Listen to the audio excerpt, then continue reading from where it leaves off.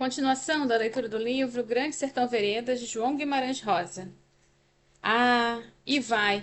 Um feio dia, lá ele apontou. Na boca da estrada que saía do mato, o cavalinho castanho dava toda a pressa de vinda. Nem cabeceava. Achamos que fosse mesmo ele. Aí não era. Era um brabo nosso, um cafuz pardo. De seu nome o gavião cujo, que de mais norte chegava. Ele tinha tomado muitas chuvas, que tudo era lamas, dos copos do freio à boca da bota e pelos vazios do cavalo. Esbarrou e desapeou, num pronto ser, se via que estava ancho com muitas plenipotências. O que era o gavião cujo? Abriu os queixos, mas palavra logo não saiu. Ele gaguejou ar e demorou. De certo, porque a notícia era urgente ou enorme. Ué, então, Titão Passos quis? Te rogaram alguma praga? O gavião cujo levantou um braço, pedindo prazo. A fé quase gritou. Mataram Joca Ramiro. Aí estralasse tudo. No meio ouvi um uivo doido de Diadorim. Todos os homens se encostaram nas armas. Aí, ei, feras! Que no céu só vi tudo quieto, só um moído nas nuvens. Se gritava o araral. As vertentes verdes do Pindaiabal avançassem feito gente boas, gente pessoas. Titã Passos bramou as ordens. Diadorim tinha caído quase no chão, meio amparado a tempo por João Vaqueiro. Caiu tão pálido como cera do reino. Feito morto que morto estava. Ele, todo apertado em seus couros e roupas, eu corri para ajudar. A vez de ser um desespero. O Paspe pegou uma cuia d'água que com os dedos espreguiçou nas faces do meu amigo. Mas eu nem pude dar auxílio. Mal ia pondo a mão para desamarrar o colete jaleco, e Diadorim voltou a si, num alerta, e me repeliu, muito feroz. Não quis apoio de ninguém, sozinho se levantou. Recobrou as cores, e em mais vermelho rosto, numa fúria de pancada, assaz que os belos olhos dele formavam lágrimas. Titã Passos mandava o gavião cujo falava. Assim os companheiros no estupor, ao que não havia mais chão, nem razão, o mundo nas juntas se desgovernava. Repete, gavião. Ai, chefe, ai, chefe. É que mataram o Joca Ramiro. Quem? Adonde? Conta. Arre. Eu surpreendi Eriço de tremor dos meus braços. Secou todo o cuspe dentro do estreito da minha boca. Até atravessado na barriga me doeu. Antes mais o pobre de Adorim. Alheio, ele dava um bufo e soluço, orso que outros olhos. Se suspendia nas sussurrosas ameaças. Tudo tinha vindo por cima de nós, feito um relâmpago em fato. Quem matou? Foi o Hermógenes. Arrasa o cão, caracães, o cabrobó, de cão, demônio, traição, que me paga. Constante não havendo quem nos clamasse. O ódio da gente ali em verdade armava de pojar para os touros. Joca Ramiro podia morrer? Como podiam ter matado? Aquilo era como fosse um touro preto, sozinho surdo nos ermos do Guararavacã, urrando no meio da tempestade. A estardar, o surgir do medo e a tristeza em cru, sem se saber porquê, mas que era de todos, unidos, mal-aventurados. O Hermógenes, os homens do Ricardão, o Antenor, muitos. Mas aonde? Onde? A desgraça foi num lugar, na Gerara, terras do Xanxerê, beira da Gerara. Lá onde o córrego da Gerara desce do Morro do Voo e cai barra do Riachão. Riachão da Lapa. Disse que foi sido de repente, não se esperava. Aquilo foi a traição toda. Morreram os muitos que estavam persistindo lealdade, aí, mortos. João Frio, Bicalho, Leôncio Fino, Luís Pajeú, o Cambó, Leite de Sapo, Zé Inocêncio, uns 15. Até se deu um tiroteio terrível, mas o pessoal do Hermógenes e do Ricardão era demais numeroso. Dons bons. Quem pôde, fugiram corretamente. Silvino Silva conseguiu fuga com 20 e tantos companheiros. Mas Titã Passos já rompe, atalhou a narração e ele agarrou o gavião Cujo pelos braços. Endiar. Mas quem é que está pronto em armas para rachar Ricardão e Hermógenes e ajudar a gente na vingança agora, nas desafrontas? Se tem, e onde? E onde é que estão? Assim, chefe, todos os outros, João Gonhanhá, Sou Candelário, Clorindo Campelo, João Gonhanhá, para por Poçanheira de homens na Serra dos Poatis. Aí foi ele quem me mandou trazer este aviso. Sou Candelário ainda está para o norte, mas o grosso dos bandos dele se acha nos pertos da Lagoa do Boi, em Juramento. Já foi portador para lá, sendo que despachou um positivo também para dar parte a Medeiro Vaz, nos Gerais. No de lá do rio, sei que o sertão pega umas armas, mas Deus é grande. Louvado há então, graças a Deus, ao que então está bem. Titão Passo se cerrou.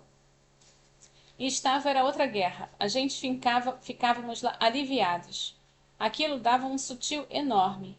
Teremos de ir, falou Titão Passos a todos responderem reluzentemente, e tínhamos de tocar, sem atraso, para a Serra dos Coatis. Há um lugar dito de Amoipira, que é perto de Grão-Mogol. Artes que o Gavião Cujo ainda contava mais. As miúcias. Parecia que tinha medo de esbarrar de contar. Que o Hermógenes e o Ricardão de muito haviam ajustado entre si aquele crime. Se sabia. O Hermógenes distanciou Joca Ramiro de Sou Candelário com falsos propósitos, conduziu Joca Ramiro no meio de quase só gente dele, Hermógenes, mais o pessoal do Ricardão. Aí atiraram em Joca Ramiro pelas costas. Carga de balas de 3 revólveres. Joca Ramiro morreu sem sofrer. E enterrar o corpo? Diadorim perguntou, numa voz de mais dor, como saía ansiada. Que não sabia o Gavião Cujo respondeu, mas que de certo teria enterrado, conforme cristão, lá mesmo na Gerara, por certo. Diadorim tanto empalidecesse. Ele pediu cachaça. Tomou. Todos tomamos. Titão Passos não queria ter as lágrimas nos olhos. Um homem de tão alta bondade tinha mesmo de correr perigo de morte. Mais cedo, mais tarde, vivendo no meio de gente tão ruim. Ele me disse, dizendo no modo que parecia que ele não fosse também jagunço, como era de se ser. Mas agora tudo principiado a terminado. Só restava a guerra. Mão do homem e das armas. A gente ia com ele buscar doçura de vingança, como Romignol no panelão de cauda. Joca Ramiro morreu como decreto de uma lei nova. A daí carecia fosse alguém do lado de lá do morro, pela gente do Alaripe. Pois vamos, Reobaldo. Diadorim se pôs. Vi que ele fervia ali, assim no pego do parado. Selamos os cavalos, serra acima fomos, ao no galope, cada um engolia suas palavras. A mesmo estava o céu encoberto, um mormaço, mas na descambada. Diadorim me reteve. Me entregou a ponta do cabresto para segurar. De tudo nessa vida a gente esquece, Reobaldo. Você acha, então, que vão logo olvidar a honra dele? Como esquecer? Me perguntou. Eu devo que retardei muito em responder com cara de não compreensão, porque Diadorim completou. Dele, a glória do finado, do que se finou. E dizia aquilo com uma misturação de carinho e raiva, tanto desespero que nunca vi. Desamontou, foi andando sem governar os passos, tapado pelas moitas e árvores. Eu restei ficando tomando conta do cavalo. Eu pensei que ele tivesse ido lá por necessitar, mas demorou tanto em volta que eu resolvi tocar atrás.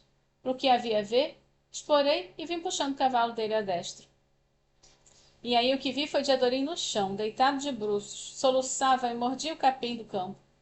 Ah, doideira! Me amargou no cabo da língua. Diadorim! Chamei. Ele, sem se aprumar, virou o rosto, apertou os olhos no choro. Falei meus consolos, e ele atendia em querelenga, mas me pedindo que sozinho fosse, deixasse ele ali, até minha volta. Joca Camiro era seu parente, Diadorim? Eu indaguei com muita cordura. Ah, era sim. Ele me respondeu com uma voz de pouco corpo. Seu tio, será que era? Ele deu um gesto. Entreguei a ele o cabresto do cavalo e continuei a ida. Em certa distância, para prevenir os alaripes e evitar atrasos, barrei e disparei tiros para o ar, umas vezes. Cheguei lá e estavam todos reunidos, por meu feliz. Estava chovendo, de acordo com o mormaço. Trago notícias de grande morte. Sem desapear, eu declarei. Eles todos tiraram os chapéus para me escutar. Então eu gritei. Viva a fama do nosso chefe, Nojoca Ramiro. E pela tristeza que estabeleceu minha voz, muitos me entenderam, ao que quase todos choraram. Mas agora temos de vingar a morte do falecido. E ainda pronunciei, se aprontaram no átimo para comigo vir. Mano velho, tatarana, você sabe? Você tem substância para ser um chefe, tem de bizarria. Tem a bizarria. No caminho do Alaribe, me disse. Desmenti. De ser chefe mesmo. Era o que era, é o que eu tinha menos vontade. Mas assim se deu que no dia seguinte, no romper das barras, saímos tocando. De Adorim no meu lado, mudado triste, muito branco, os olhos pisados, a boca vencida, e deixamos para trás aquele lugar que disse ao Senhor, para mim tão célebre, o Guararavacã do Guaicuí, do nunca mais. Redeando, rumamos em tralha e torto, para aquele afora. A gente ia investir o sertão, os mares de calor. Os córregos estavam sujos. Aí depois cada rio roncava cheio. As várzeas embrejavam. E tantas cordas de chuva esfriavam a carcunda daquelas serras. A terrível notícia tinha se espalhado assaz. Em todas as partes o povo fazia questão de obsequiar a gente e falavam muito bem do falecido. Mas nós passávamos feito flecha, feito faca, feito fogo. Varamos todos esses distritos de gado, assomando de dia por dentro de velórios e arraiais, e ocupando a cheio todas as estradas. Sem nenhum escondimento, a gente queria que todo mundo visse a vingança. Alto do Amoipira, quando terminamos lá, os cavalos já afracavam. João Gonhanhá, em toda economizada estatura, foi ver a gente vindo e abriu seus braços, seus bons braços. Ele estava com vários 300 guerreiros, e sempre outros chegavam. Meu irmão Titão Passos, meu irmão Titão Passos, ele falou crescente. E vocês todos, valentes cabras, agora é para ser a grande briga. Disse que com 3 dias se saía em armas. João Gonhanhá ia na vaca e no boi. Não estava com por horas. E Sou Candelário, onde era que estava? Sou Candelário piorando doente. Devia de estar em tempo desses nos lençóis, para onde o portador seguira, com pressa de chamado. Mesmo assim, João Gonhanhá desnecessitava de esperar por ele, para os 2 Judas, traidores, dar batalha. No que achamos bom conselho, e outros vinham chegando, oferecendo peito de ajuda, com prestância em ponta. Veio até quem não se imaginou, como aquele Inhão Vira-Saia, com seus 35 cacundeiros, os que carregava nome de fama por todo o Rio Verde Grande. E o velho Luducho Filgueiras, Montes Clarence, com 22 atiradores. E o grande fazendeiro coronel Digno de Abreu, que mandou seus 30 e tantos capangas, também, por Luís de Abreuzinho comandados, que era dele filho natural. E o gado em pé se provia, para se abater e se comer. Chegava a ser uma boiada, com sacas de farinha, surramos de sal e açúcar preto e café, até os carros de bois e os mantimentos de fubá e arroz e feijão entregados. Só em quantidade de munição era que a gente não produzia luxo, e Titão Passos se entristeceu de não poder ter trazido a nossa, no Guararavacã tão em vão esperada. Mas a lei do homem não é seus instrumentos. Saímos em guerra. Do norte, da Lagoa do Boi. Com troca de avisos, sobrevinha também bastante da rapaziada dos baianos, debaixo do comando do Alípio Mota, cunhado de Sou Candelário. A simples íamos cercar bonito Judas. Não tinha escape. Ainda que se escapassem para o poente, atravessassem o rio, encontravam ferro e fogo por lá também. Lá estava Medeiro Vaz, o rei dos Gerais. Saímos, sobrefomos, mas descemos no canudo das desgraças, e aí saiba o Senhor, desarma do tempo, hora de pague perdas, e o mais, que a gente tinha de purgar, segundo se diz. Tudo o que melhor fizemos, e tudo no fim desandava. Deus não devia de ajudar quem vai por santas vinganças. Devia? Só não estávamos forte em frente, com a coragem esporada. Estávamos, mas então. Ah, então, mas tem o outro. O figura, o morcegão, o Tunis, o cramulhão, Debo, o caroxo, do pé de pato. O mal encarado, aquele, o que não existe. Que não existe, que não, que não. É o que minha alma soletra. A de existência desse, me defendo. Em pedras pontudas, ajoelhado, beijando a barra do manto da minha Nossa Senhora da Badia. Ah, só ela me vale. Mas vale por um mar sem fim, sertão. Se a santa puder pôr de mim os olhos, como é que ele pode me ver? Digo isto ao Senhor e digo paz. Mas naquele tempo eu não sabia. Como é que podia saber? E foram esses monstros o sobredito. Ele nem vem no maior e no menor. Se diz o grão tinhoso e o cão miúdo. Não é, mas finge de ser. E esse trabalha sem escrúpulo nenhum, por causa que só tem um curto prazo. Quando protege, vem protege com sua pessoa, montado mole nas costas do Hermógenes, indicando todo o rumo, do tamanho num bago de Aivim, dentro do ouvido do Hermógenes, por tudo ouvir, redondinho no lume dos olhos do Hermógenes para espiar o primeiro das coisas. O Hermógenes, que por valente e valentão, para demais até do fim do mundo e do juízo final se danara, oco de alma, contra ele a gente ia, contra o demo se podia, quem é quem. Milagres tristes desses também se dão. Como eles conseguiram fugir das unhas da gente? Se escaparam Ricardão e Hermógenes? Os Judas? Pois eles escapuliram, passaram perto, légua, quarto de légua, com toda a sua jagunçama. E não vimos, não ouvimos, não soubemos. Tivemos jeito nenhum para cercar ou impedir. Avançaram calados, escorregando pelos matos, ganhando o mais poente para o São Francisco. Atravessaram por nós sem a gente perceber, como a noite atravessa o dia, da manhã e à tarde. O seu pretumbe dela, escondido no brancor do dia, se presume. Quando pudemos saber, a distância dele já era impossível.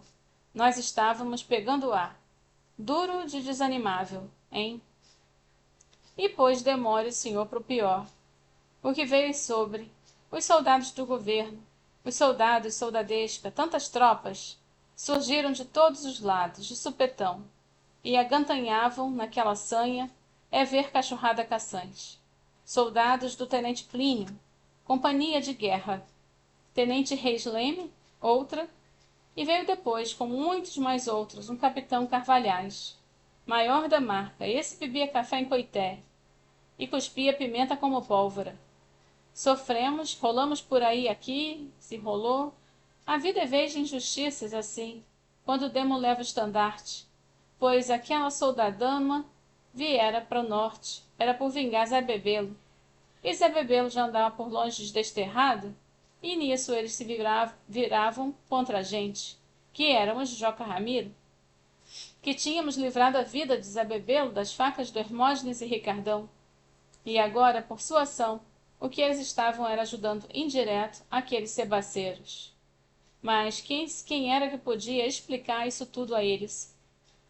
Que vinham em máquina enorme de cumprir o grosso e o esmo, tendo as garras para o pescoço nosso, mas a pensante da cabeça longe, só geringonciável na capital do estado. De contar tudo o que foi, me retiro. O senhor está cansado de ouvir narração.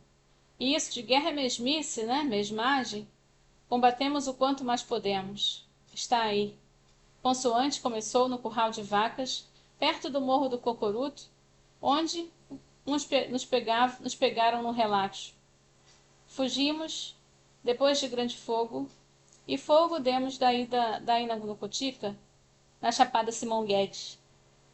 Mas rodaram com a gente, se retruz, Serra da Saudade. A gente se desarranjou, fugimos bem, até o córrego das Estrelinhas, córrego da Madalha, Madalha Grande, Ribeirão Traçadal. Tudo foram as fezeiras. Recito frequente o senhor, e é rol de nomes. Para mim ficaram em assento de glória, de sustos e sofrimento. Nunca me queixei. Sofrimento passado é glória. É sal em cinza. Nunca me queixei. De tanta maneira, Diadorim assistia comigo, como um gravatar se fechou. Semeei minha presença dele, e que da vida é bom, eu dele entendia. Tomando o tempo da gente, os soldados remexiam em mundo todo. Milho crescia em roças, sabiá deu cria, gameleira pingou frutinhas, e o pequi amadurecia do pequizeiro. E a cair no chão, veio veranico, pitanga e caju nos campos. Ato que voltaram as tempestades, mas entre aquelas noites da estrelaria se encostando, e daí depois o vento principiou a entortar rumo mais forte, porque o tempo todo as águas estavam no seu acabar. Tenente Reis Leme, nos escaramuçando, queria correr com a gente o pano de sabre. Matou-se montanha de bons soldados. Estávamos em terras que estavam com a Bahia. Em Bahia entrando e saímos 5 vezes sem render as armas.